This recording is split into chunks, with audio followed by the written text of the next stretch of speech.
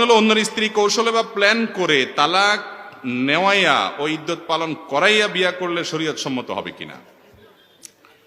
কারোর স্ত্রী, আল্লাহ মাফ করুক, এরকম কৌশল করে যদি কেউ তালাক নেওয়া এবং সে তাকে পরবর্তীতে বিয়ে করার পরিকল্পনা করে, এ সাধারণ জেনাকারী না, বরং একটা সংসার ভঙ্গকারী এবং একজন মানুষ, একজন পুরুষের হক নষ্টকারী, একজন নারীর হক নষ্টকারী, পরকীয়ার মতো ডেঞ্জারাস রোগের রোগী।